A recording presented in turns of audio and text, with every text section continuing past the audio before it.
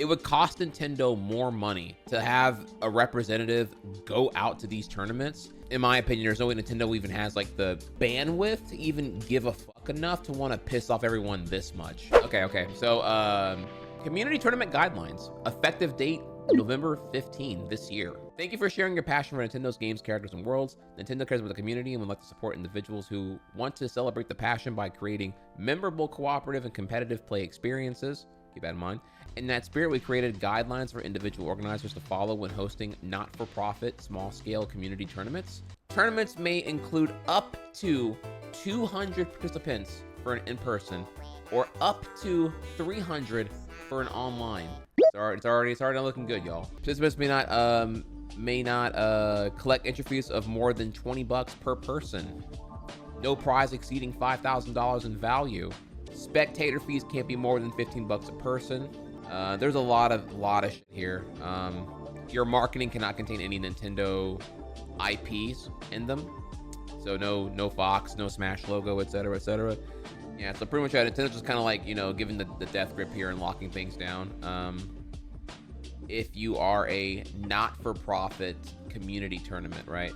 And this is this essentially would kill most major tournaments. However, of course, I come to here with the try-hard take, and thankfully, I'm not here to tell you all bad news here. I'm actually tell you the good news and the good angle of this here. So we can clarify here one thing for sure: not-for-profit, small-scale community tournaments, which obviously the Big House 11, Genesis, etc. These are not non-profit, and these are certainly not small-scale tournaments. This applies to unlicensed tournaments that are not for profit. Halt. I want to interrupt this video because I'm doing a subathon right now that you can be checking out currently. The first ever Try Hard subathon is going down right now on my YouTube and my Twitch. You can catch it on either one, wherever you want to. I'm reading both chats. I'll see you there. Enjoy the video. If you want to do a for-profit tournament, simply seek a license from Nintendo, at which point they will be aware of your existence, and I assume you have to do some kind of like pitch package to them to make them be on board with their associated branding and everything else here. And you can kind of go from there. Now, of course, what is the process of getting licensed like? That is a good question that I don't exactly have specifics on, but we do have people who have experience with working with Nintendo to this capacity who have spoken on the matter. But before we get to that here, we'll just go ahead and look at all the crazy shit that happened here because everyone was freaking the fuck out about it here. Before that clarification, I guess, came or was extrapolated, you had a lot of doom posting. So I'm gonna give you only the important tweets. I found the important ones to look at here. 19 hours ago, when Nintendo Japan tweeted this out, this person here translated it for us with the highlights. Limit size of registration fees being about $13 US. Limits offline tournament size 200 entries or less. I'm sorry, by the way, you can't have, they pretty much said you can't use sponsors. No advertisements of any other external third-party service. Monetization restrictions galore. No cash prizes. I forgot to mention that. It was earlier in the thing here too. Yeah, essentially any capability to like have sponsors, monetization for a non-profit is like neutered to shit and back. And it was assumed here this would apply to all tournaments that don't have a license, which most of them currently do not, but they can seek it, right? The GOAT Armada says here, seems like an approval is needed if you intend to go past 200 entrants for Tourist Japan. Here we go again. Fuck Nintendo. They're like 5 years old, screaming for attention at all times when it comes to competitive Smash. Currently, Nintendo does not grant individual permissions for tournaments organized by individuals. If this is true, this seems really bad. NA, Europe, and rest of the world could be next. This type of absurd guidelines could be devastating for Smash. Some insight here. It's important to note that this seems to be in line with the JESU, Japanese Esports Union, the recommendation to avoid esports events being regulated by the Amuse Business Act and considered gambling. Japan does not view esports as games of skill like the US. This is a really big important thing here. So here is some contextual insight into maybe what Nintendo's actual motive is here. In that, yeah, if you have cash prizes, it could be considered a consolidation spectrum within gambling. And if that were to happen, that would that could lead to some really complicated shit here because gambling laws in Japan are really, really crazy. And in general, it's kind of like a really important insight there to look into here, okay? You know, you have to always consider what the angle here is, because quite honestly, the situation is that like with Nintendo, they are banning unlicensed accessories. They are cracking down on these like small tournaments that don't have any money or any capability here. It would cost Nintendo more money to have a representative go out to these tournaments and verify that they're being ran totally to spec. In my opinion, there's no way Nintendo even has like the bandwidth to even give a fuck enough to want to piss off everyone this much. You're doing more damage to your brand of already confirmed consumers of your products by trying to like be this protective of your brand and IP in the first place here. I just don't see it in them to really give that many fucks. This seems more like a generic statement to like cover all and cover their ass. Team cover their ass. And if this context of this tweet here is accurate, then it makes a little bit more sense here that Nintendo of Japan would do something like this, and then the other regions and territories of Nintendo would just follow suit, because NOJ clearly controls NOA and NOE. Not done yet here. Still got more to cook here. So, because this is mostly like gonna be a good story, because I have like I'm going past the fear and the stigma, and we're gonna get into the other stuff here. So the next point here, our boy Doughboy comes in here with the 10-head take on the whole thing. Regarding the Nintendo community tournament guidelines, almost none of the competitive Smash or Splatoon tournaments are considered community tournaments based on definition given. We have for-profit tournaments, which are fully permitted via licensing.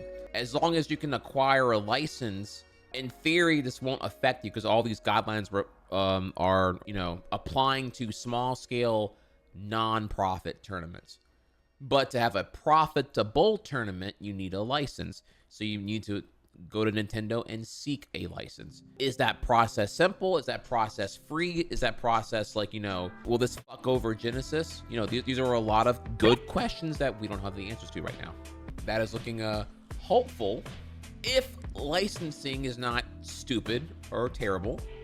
Our boy commentator The Blur, TLDR my analysis, the primary purpose of this is a scare tactic to get more TOs officially licensed.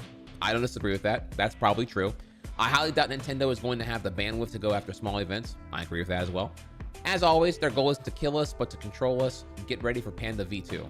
Okay, that's a whole other thing, man. That's a bigger story to get into. All right. Anyways, though, when you think about like what is the motive behind doing this here, because it clearly is going to piss off everyone at face value. This is only a threat to you if you are an unlicensed major for-profit tournament organizer. So therefore, seek a license. What does it take to acquire a license? How many things will Nintendo want you to change about their event to, you know, whatever here? That's where it comes down to the license itself here. These are all good questions. The whole thing here is I don't know what the license process is like. All right, so yeah, Blur hits us with that. I do agree with points 1 and 2. Point 3 is a kind of a separate convo and a bigger one to get into, which I'll save for like, I don't know, a later point or whatever here. But anyways, worth sharing regardless. Okay, if we go back over here, you may remember this, right? November 18, 2021. I trust Panda to know what they're doing, but I would still be cautiously optimistic. This can either be a great thing or a horrible thing for the scene. Allow me to explain how.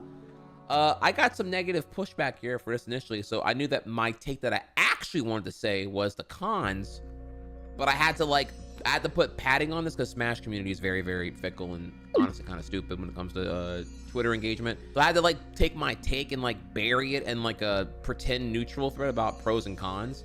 I was very sussy of this because I felt like the possible negatives entirely outweigh the positives here. Nintendo could lock in competitors who enter this tournament to not enter non-licensed tournaments. That's a very scary one there. BS Ruleset appeasing Nintendo because Panda couldn't change Nintendo's mind. The possibility here. And, you know, I did this, you know, kind of like, you know, yo, look at me, I'm kind of cooking right now. But, you know, I did it with like, you know, some empathy and compassion, obviously. And everyone was like, damn, bro, spot on, bro. Like literally every single thing I said here was exposed as to be part of the situation that ultimately correspondingly led to Panda coming down here. But the whole Panda Cup or Panda Global being collapsed, I don't really feel like getting into today. It would bog us down a fuck ton. That's like a different topic that, again, I have nothing to do with and ain't got nothing to do with me. And it got nothing to do with Nintendo. And so it's not my agenda nor my burden to cover that or even like engage in or defend or endorse anything that happened there. Anyways, here. So again, Hungrybox was talking about like what's he gonna do with the whole thing here, right? I'm running Coinbox. I'm going to keep running it in January. I'm going to keep running it in February, in March, in April. I will run it every week until I receive word from them directly. I think HBox is doing the appropriate action. Quite honestly, the worst they're gonna do is hit you with a C&D anyway. And so when they actually send the Nintendo Ninja C&D, okay, then we ride. Until then, like just call the bluff it is. So yeah, I would do the same exact thing. So then comes Luminosity Gaming, who throw up the bat signal with their logo. I'm gonna be real here, okay? If they're doing something, this is cool. But I'll be real, Chad. I'm gonna keep it 100% here, okay? When I saw this shit, you know my reaction was?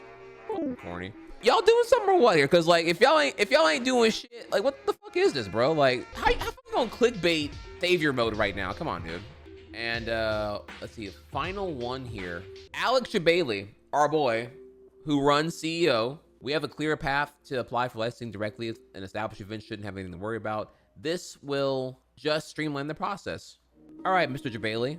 Kind of want to talk about the Smash community a little bit here and my experiences working with Nintendo and licensing, and kind of put some of your minds at ease that are either organizers of established events or up-and-coming TOs. Every time any kind of company or developer puts out a blanket statement or kind of community guideline rules on how they want to protect their IP, we're obviously going to be concerned, and I don't blame you at all. Honestly, even I was concerned when I first saw the news. I'm like, wait a minute. But a lot of it is just stuff that wants to protect their IP. That doesn't really apply to the CEOs, the Genesises, the Big House. Congrats to them for a successful event. This is affecting the events, or you think it's affecting the events that have 200 or more, which are established majors. You can count most of them under like less than 30 to 40. So it's not a huge number to keep track of, but it's significant to where Nintendo wants to maybe make it easier for us to kind of apply and put stuff together. So I don't think this will change too much, honestly. I just think it's going to have a new app. Yeah, it seems like the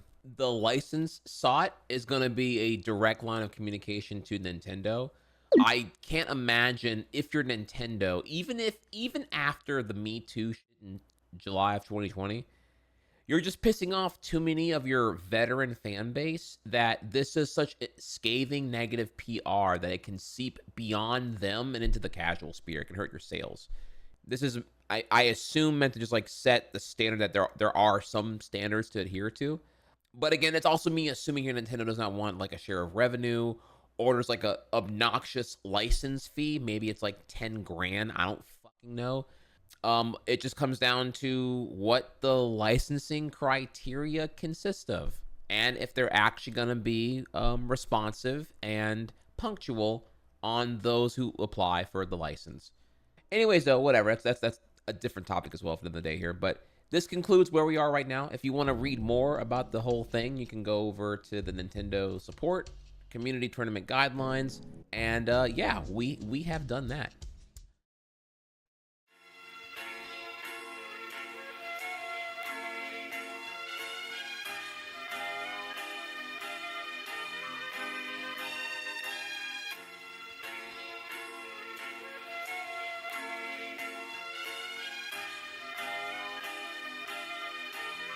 Yeah.